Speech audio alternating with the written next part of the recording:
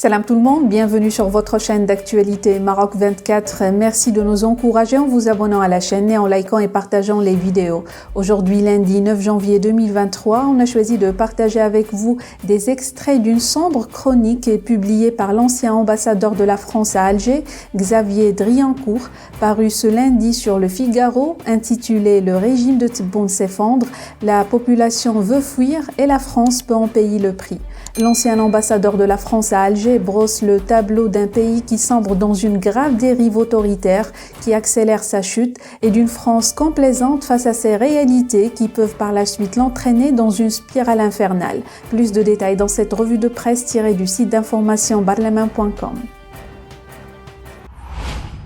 Abdelmadjid Tebboune a été élu président de l'Algérie avant 3 ans. Pour l'ancien ambassadeur français à Alger Xavier Driancourt, l'Algérie nouvelle selon la formule en vogue à Alger est en train de s'effondrer sous nos yeux, et qu'elle entraîne la France dans sa chute, sans doute plus fortement et subtilement que le drame algérien n'avait fait chuter en 1958 la 4e République. Pour le diplomate, le régime a montré son vrai visage, celui d'un système militaire, formé on l'oublie aux méthodes de l'ex-URSS, brutal, tapi dans l'ombre d'un pouvoir civil, sans doute autant affairiste que celui qui l'a chassé, obsédé par le maintien de ses privilèges et de sa rente, indifférent aux difficultés du peuple algérien. Monsieur Driancourt pointe la répression qui s'est abattue sur le pays, répression élaborée et mise en œuvre par une armée qui ne cesse de glorifier les combats contre la France. Il rappelle que sont aujourd'hui dans les prisons algériennes non seulement les politiques, fonctionnaires et militaires liés à l'ancien régime et auxquels l'armée nationale populaire doit son statut actuel, mais aussi les journalistes qui ont eu le tort d'écrire des articles hostiles ou réservés sur le régime, et ceux qui naïvement ont posté sur les réseaux sociaux un jugement ou une opinion dissidente. Le Covid dès mars 2020 avait permis à l'armée de commencer le nettoyage politique, les circonstances internationales, la guerre en Ukraine lui ont permis de mettre définitivement le pays au pas. Le discours anti-français qui sous Bouteflika était opportuniste et parfois maladroit, est aujourd'hui la matrice du système. La force de ce régime est de faire croire au monde que l'Algérie n'est peut-être pas une démocratie à l'occidentale, mais qu'elle s'achemine selon ses moyens propres, vers un système un peu autoritaire, gentiment policier, mais sans jamais être une dictature, écrit le diplomate. Pour lui, à l'aube d'une élection présidentielle algérienne, 2024 verra inéluctablement une nouvelle crise, tant le discours anti-français est le levain d'une campagne électorale réussie.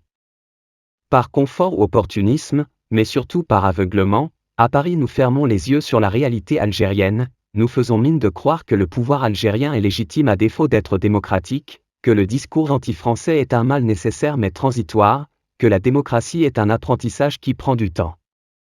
Notre aveuglement est une erreur historique, croire à Paris qu'en allant à Alger, en cédant aux Algériens sur les dossiers qui leur sont chers, mémoire et visa, nous les gagnerons à notre cause et les amènerons vers plus de coopération, est un leurre.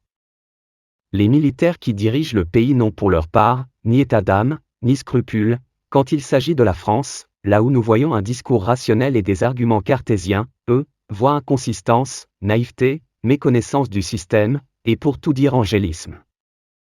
J'imagine les regards échangés lorsqu'après le départ de nos dirigeants, conférences de presse expédiées et communiqués signés, ils reviennent à leurs occupations avec le sentiment d'avoir une nouvelle fois embobiné leurs partenaires par un discours culpabilisateur, alerte-t-il.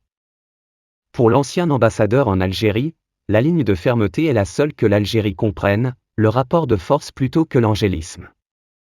L'Algérie va mal, beaucoup plus mal que les observateurs ou les rares journalistes autorisés le pensent. 45 millions d'Algériens n'ont qu'une obsession, partir et fuir, regrette-t-il.